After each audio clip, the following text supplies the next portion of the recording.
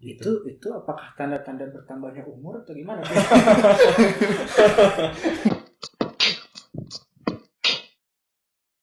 Udah nyaman lu duduk? Udah nyaman gue dulu. Kemarin tuh kan lu sempet cerita ke gue kalau kayak gue mau meninggoy. Mau meninggoy. Terus kayak kayaknya gue burn out nih gitu kan. Kayak sekarang tuh gue jadi sering gitu loh dengar burn out. Mungkin pernah dari internet, dari Instagram pernah. Terus teman-teman gue juga pernah tuh kayak jadi ini sih sekarang tuh kayak lagi nge-trending gitu kata-kata burn out. Akhir-akhir ini. Emang lagi banyak banget bahasan-bahasan kayak gitu sekarang di IG. Cuman gue penasaran sih gitu. Lu kalau lu bilang kan kalau gue kayaknya burn out, itu tuh lu punya kecurigaan itu gimana sih bisa ngerasa kayaknya gue burn out itu dari mana awalnya? Gue awalnya ya sama baca-baca dari IG juga kan. Terus dari IG lu ngerasa kayak kok gue banget. Kok gue banget. Relatable. Iya. Kayak tiba-tiba tiba-tiba jadi malesnya tuh yang lama gitu loh, nggak cuman kita terus istirahat bentar terus oke, nanti bakal langsung. Kadang kan kalau kita gak mood gitu kan, besoknya mungkin mood ya. Iya. Kalau ini enggak. terus kayak seakan-akan gue harus memaksakan gitu, memaksain ya udah kerjain aja gitu. Itu berapa lama? Lu ngitung nggak? Ngitung berapa lama kayak gimana ya? Nggak mood gitu kan, kayak capek itu berapa lama lu ngerasain capeknya? Sampai lu sadar kok nih gue kayaknya udah lama banget nih capek. Gue nggak ngitung jujur, tapi gue rasa udah lama. Rasanya lama ya? Tapi kayaknya emang zaman sekarang tuh apa-apa makin terasa cepet gitu gak sih? Jadi nggak kerasa tahu-tahu udah seminggu gitu kan? Iya. Tahu-tahu 2 minggu gitu. Jadi kayak 24 jam nggak kerasa kayak 24 jam kan? Nggak kerasa kayak berapa? Kayak berapa? Kayak 12 jam. Cepet banget. Cepet banget. Tiba-tiba udah malam gitu. Tapi kalau selain yang males dan nggak mood itu ada lagi nggak yang kayak menurut lu ngena gitu kayak ini gue banget nih gitu tentang si burnout tadi? Gue ngerasa overwhelmed aja sih. Gue merasa kayak bingung. Mungkin overwhelmed tuh berarti kewalahan. Iya, semacam itu. Iya. Gue ngerasa kayak yang gue dapet itu, maksudnya kayak tugas-tugas yang gue dapet itu langsung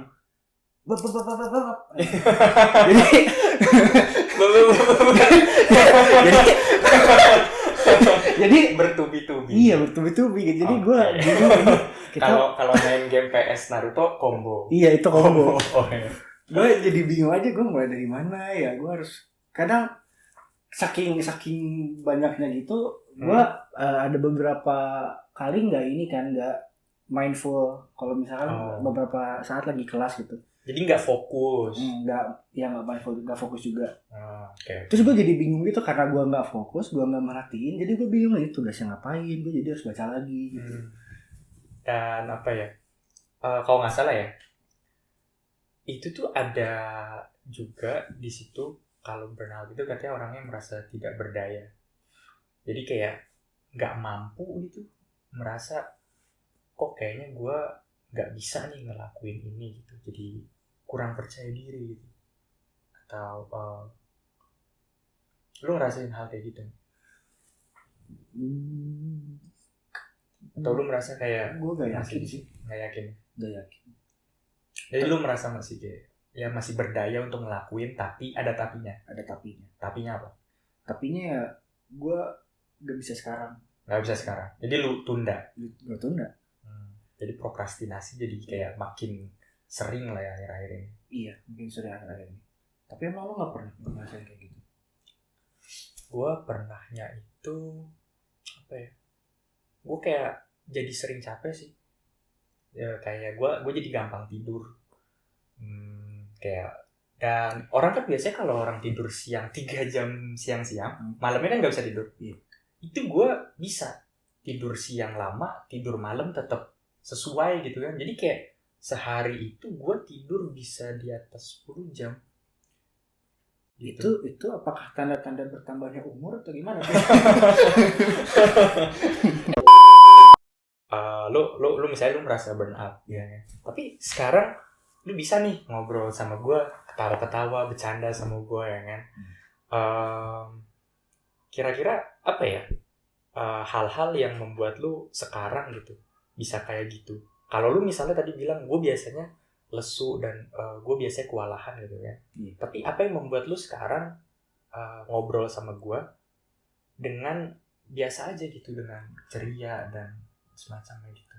Ada nggak faktor yang lu sadari kalau ini tuh beda dengan keadaan lu ketika lu burn out? Ini sama sih kalau misalkan menurut gue ya, sama kalau misalnya kita lagi banyak tugas nih di rumah, terus kita decide buat ya udah main keluar, dan kita happy gitu di situ, kita main, kita ngobrol segala macem, tapi pas pulang lagi balik lagi ke kenyataan. Jadi kalau udah sendiri, iya, jadi ketika di depan orang kita bisa nih, iya bisa bersosialisasi, tapi pas pulang capek gitu, langsung habis tenaganya. Karena langsung kepikiran, aduh gue harus ngerjain ini gitu. Teringat akan kewajiban. Iya, itu dia. Teringat beban hidup. Iya, beban hidup ini. Okay. Itu lah, that's life lah. Tapi mungkin beban hidupnya kayak terlalu apa ya, terlalu konstan gak sih? Kayak dulu ada libur ya pas SD, SMP, SMA. Kayak kalau Sabtu Minggu ya udah itu libur. Tapi kok sekarang kayaknya nggak ada weekend lagi, semua hari terasa sama gitu. Iya. Kalau Sabtu Minggu pun pasti ada aja yang harus dilakuin. Iya, gue mungkin itu kali ya salah satu faktornya. Kurangnya batasan antara kapan ketika kita harus kerja atau melakukan kewajiban kita dan kapan kita harus istirahat. Di situ salah satu faktornya. Bener nggak Kak? Oh ya, BTW sini kita ada psikolog, ada Kak Vio, psikolog klinis. Gimana Kak? Mungkin bisa dikoreksi, bener nggak kalau salah satu faktornya itu adalah kurangnya batasan atau garis pembatas yang jelas gitu antara kapan harus istirahat dan kapan harus kerja?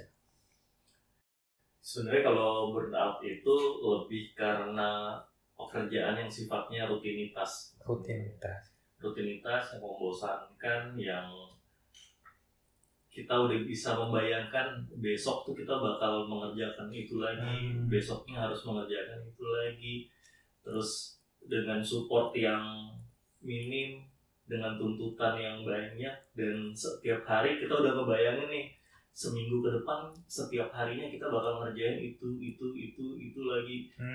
Sebulan ke depan masih ngerjain itu lagi, masih ngebayangin kalau kalian masih kuliah masih ngebayangin 3 tahun ke depan kalian bakal ngerjain yang itu lagi juga. Jadi belum mulai dikerjain aja udah ngebayangin masih jenuhnya kayak gimana. Itu akhirnya menyebabkan itu namanya burnout. Burnout itu bagian dari stres sebetulnya.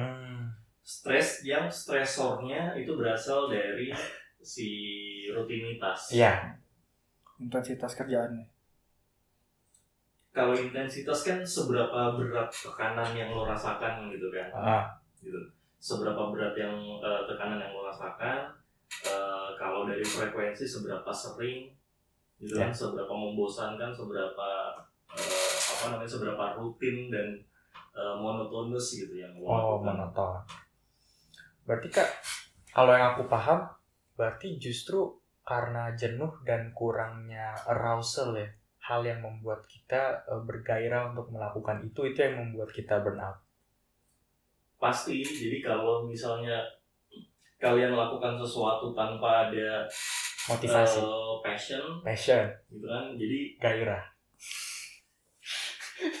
Benar. Iya, jadi apapun yang kita lakukan tuh udah nggak menarik aja, udah nggak menyenangkan gitu. Apalagi kita udah punya mindset bahwa apa yang kita kerjakan nggak menyenangkan, terus kita harus ngebayangin sekian tahun lagi kita masih setiap hari harus melakukan hal yang sama. Tapi aku jadi kepikiran sih, jadi aku sih.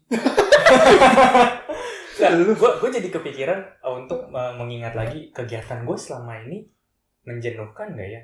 Setelah dipikir-pikir, iya kayak bosan. Ya kan? Lu juga? Gue juga sama. Gue semenjak ya balik lagi sih semenjak yang di rumah aja itu gue jadi kegiatannya gitu lagi. di depan laptop walaupun kegiatannya beda, tapi sama-sama di depan laptop rasanya kayak sama-sama jenuh, sama-sama bosan. Iya. Baru bangun kita udah harus lihat komputer atau laptop. Dulu mungkin acara kuliah sama seminar kan beda dong. Iya. Yang satu misalnya ada spanduk, yang satu ada mungkin ada konsumsi dan semacamnya kan. Jadi ada variasi. Nah ini semuanya terasa sama gitu. Kalau itu kira-kira masuk akal nggak, Kak? Itu tapi kalau webinar itu bukan kerjaan dong, kan kita ikut. Oh iya, ikut. karena kita yang mau ya. Iya, kita yang mau. Berarti tadi salah dong. Gimana, Kak? Itu bagian dari refreshingnya kalian untuk keluar dari situasi burnout itu. Kalau dulu mungkin kalau misalnya kuliah di langsung gitu ya, mungkin banyak hal-hal di luar perkuliahan yang kalian kejar ya. Nyari cewek lah. Besok bakal ketemu si inilah. Iya. Besok bakal ada kegiatan itu. Bakal interaksi sama orang banyak. Iya. Itu yang mengurangi proses burnout itu. Yang mana sekarang sulit untuk mendapatkan itu ya. Iya, sulit banget mendapatkan kayak gitu. Berarti paling kan tadi kan kita udah paham nih kenapa gitu kan, dan ya jadi kebayang lah, kita jadi merefleksikan kita tuh kemarin ngapain aja sih. Cuman gimana ya kalau di zaman pandemi ini dan kita juga tadi kegiatan-kegiatan yang tadinya membuat kita senang atau membuat kita hidup sekarang jadi terbatas untuk melakukannya. Kira-kira gimana ya kayak kalau di saat pandemi ini baiknya untuk mengatasi burnout ini? Sebenarnya banyak hal dan banyak cara itu. Yang pertama, lo harus imajinasikan, lo harus punya bayangan, apa yang akan lo lakukan itu menyenangkan dulu gitu. Jadi bukan sebagai tuntutan, tapi sebagai sebagai minat, keinginan pribadi. Motivasinya tuh dari dalam diri. Terus yang kedua, itu lo harus kejar support eksternal gitu, kayak misalnya kegiatan apa selain perkuliahan gitu yang membosankan. Lo harus cari kegiatan lain yang membantu lo untuk keluar dari situasi yang rutinitas tadi.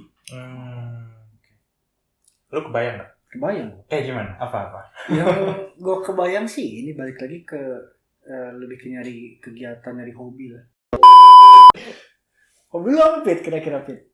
Gue suka olahraga. Oh iya. Gue suka ngangkat beban atau jogging.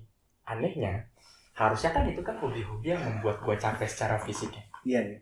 Justru pas gue ngeluangin waktu gue, misalnya, oke guys, minta maaf, aku off dulu HP dari jam 4 sampai jam 6 mau olahraga.